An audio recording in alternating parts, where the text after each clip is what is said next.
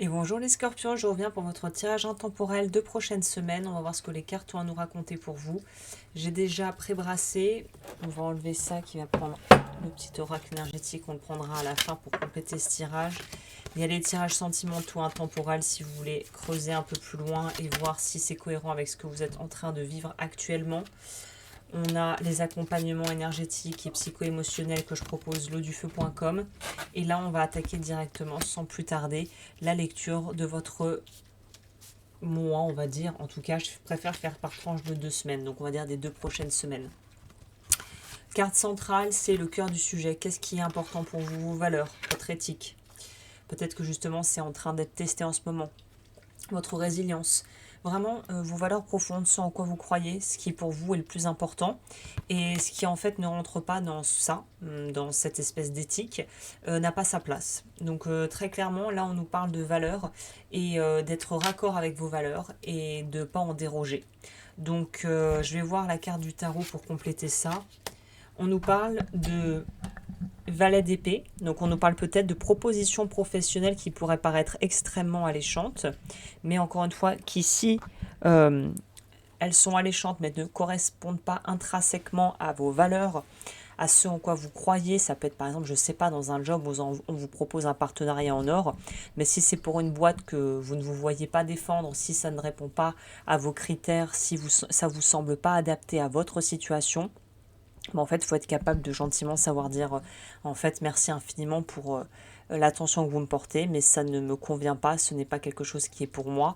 Ça pourrait être une relation où quelqu'un pourrait vous pousser à faire des choses qui ne sont pas raccord avec ce que vous auriez envie de faire. En tout cas, on nous parle ici d'arriver très clairement à dire ok, ça je sais que c'est pour moi, ou à contrario, ça je sais que c'est vraiment pas pour moi et j'y vais pas en fait. C'est pas pour moi, c'est pas dans ma grille de valeurs, c'est pas comme ça que j'ai envie de faire les choses, et de vraiment être très carré par rapport à ce que vous acceptez et ce que vous n'accepterez absolument pas. Au niveau du passé, eh ben oui, on s'est fait un peu peut-être avoir, on est tous un peu passés par là, en tout cas les personnes qui ont connu le salariat dont j'ai fait partie pendant quelques années. Euh, on sait que quand on donne trop, on finit par détester les gens à qui on accorde trop de confiance ou qui prennent trop de liberté par rapport à nos propres, euh, finalement, euh, je me souviens plus du terme, aux tâches qui nous sont assignées. Si on commence à sortir un peu du cadre et à faire plus, et à après en gros devenir hyper utile dans la boîte, mais finalement on n'est pas valorisé financièrement, on n'est pas reconnu pour le travail que l'on fait, ou c'est tout simplement pas dans notre contrat. Bon bah il y a un moment donné, il faut savoir aussi soit négocier pour être mieux payé, soit tout simplement remettre un peu l'église au milieu du village et dire écoutez, moi je veux bien faire du extra, je veux bien faire les heures en plus, je veux bien faire la deuxième casquette pour prendre l'autre partie du job que Bidule ne fait pas, mais en fait ça se monnaie soit par du temps, soit par de l'argent, soit par peut-être des, on va dire des, entre gros guillemets, des petites faveurs qu'on pourrait vous faire parce que justement vous aussi vous faites des efforts et vous vous investissez. Dans tous les cas ici, j'ai mon petit café ici, dans tous les cas on vous dit tout travail, en fait je pense que ce que j'ai à vous dire c'est que tout travail mérite salaire, et qu'à partir du moment où vous sentez que vous en faites trop par rapport à ce pourquoi initialement on vous a demandé de faire, que ce soit dans le boulot ou dans le privé, en fait c'est d'apprendre à dire non. Mm. Parce que vous pourriez peut-être être dans un espèce de schéma où vous reproduisez, c'est-à-dire vous êtes déjà un peu tombé dans cet écueil de beaucoup trop en faire, et puis ça continue, mais sous une autre forme. Et c'est comme si la vie, vous remettez face à, au challenge, à l'épreuve, au truc où vous n'avez peut-être pas passé le test et vous n'avez peut-être pas réussi à mettre des limites, pour dire là en fait, stop, je pose la limite, et la limite c'est ça, et la limite ça restera ça en fait. Et c'est tout. Donc il y a une idée de devoir apprendre à être peut-être plus ouais, que ça soit plus direct, quoi, de pas retomber dans le panneau d'un truc dans lequel vous êtes déjà mis dans une sauce et que vous ne voulez plus revivre. Moi c'est ça que je ressens.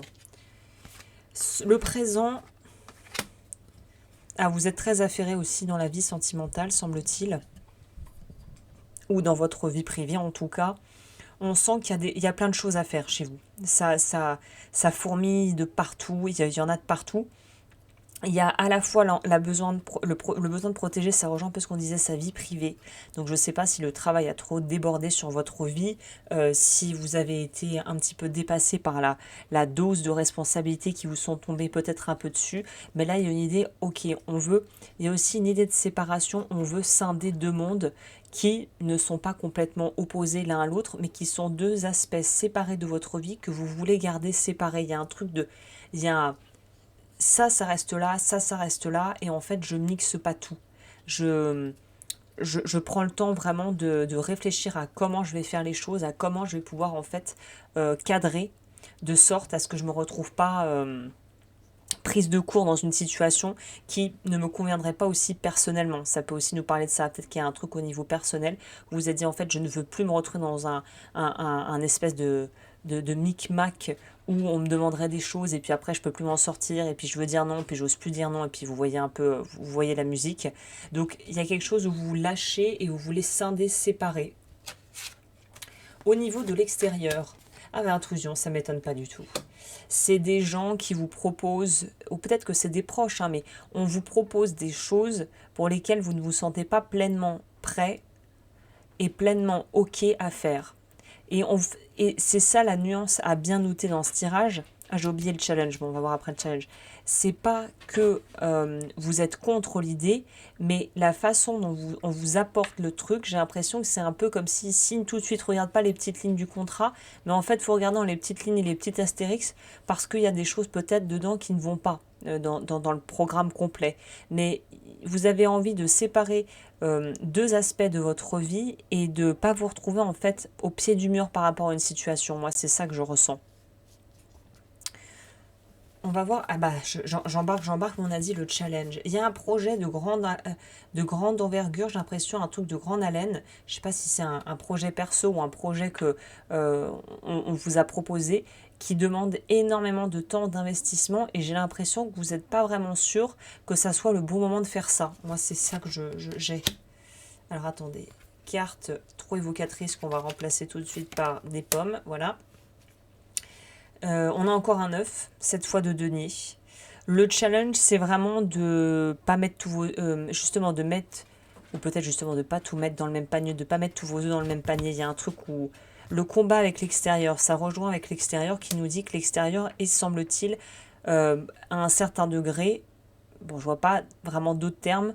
Autre, c'est problématique. L'extérieur, il y a un truc qui est un peu problématique, soit parce que justement on vous demande beaucoup de choses, soit parce que ça convient pas avec vos valeurs à vous. Enfin, il y a un truc qui colle pas en lien avec l'extérieur, que ça soit peut-être justement des propositions qu'on vous fait, je sais pas, mais il y a un truc qui cloche un peu ici, qui n'est pas, qui vous convient pas, pour parler clairement. Hein. Au niveau du prochaine étape, c'est quoi? Passer à autre chose. Ok.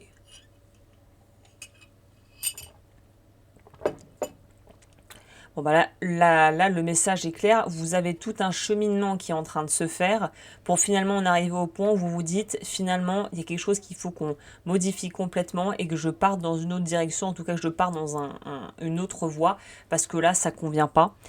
Le 8 d'épée, c'est que vous choisissez autre chose. Donc peut-être que finalement, là, il n'y a rien qui coïncide, il n'y a rien qui colle avec ce dont vous avez besoin. Donc on se dit, boum, ok, s'il n'y a rien qui coïncide et rien qui marche comme je veux, je vais ailleurs. Ouais.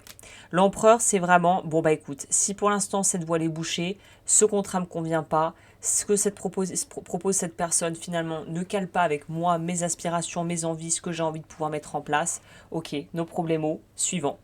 Et ce qui est bien, c'est que vous passez, on voit que vous avez l'état d'esprit de l'empereur. Donc en fait, c'est qu'il n'y a pas à tergiverser. Vous n'êtes pas là, vous retournez le cerveau à être un peu rongé par la culpabilité. Ce plan-là ne se met pas en route. On passe à la suite et on passe à la suite finalement relativement rapidement et simplement. Le conseil, c'est quoi? Ouais, on revient au départ, les valeurs. Les valeurs, l'éthique. Et avoir conscience que vous, émotionnellement, ne pas être la seule chose qui pourrait finalement vous porter préjudice là-dedans et vous porter défaut, je sais pas si ça se dit, je crois que j'ai fait une phrase un peu bizarre, mais tout ce qui pourrait vous porter préjudice, ça serait d'émotionnellement pas être aligné et raccord. Là, il y a une idée d'être au raccord. sur tous les plans, sur le plan éthique, sur le plan moral, sur le plan de vos croyances, sur le plan de ce qui vous paraît juste pour vous actuellement. À partir du moment où on est éthiquement carré et qu'on sait dans quelle direction on veut aller et que finalement c'est aligné à l'intérieur et il n'y a pas d'incohérence à l'intérieur de vous, banco, c'est gagné. C'est mission accomplished, quoi. C'est vous avez atteint l'objectif. Si c'est carré, raccord, c'est bon. Si ça l'est pas, vous allez pédaler et vous allez pédaler dans la semoule parce que là, le seul danger, c'est que si justement vous avez en vous des espèces de d'incongruence ou quelque chose qui ne fait pas sens, vous allez vous retrouver à vous enliser justement à essayer de comprendre le pourquoi du comment de la chose. Donc là, on vous dit vraiment, plus tu es raccord, plus tu te connais, plus tu sais ce que tu as, ce que tu veux, ce dont tu as besoin, le plus ça va être facile. Le moins finalement tu te connais, le moins tu es capable de poser des limites face à l'extérieur qui peut justement ne pas être au raccord avec ce que toi tu veux, le plus vous allez galérer.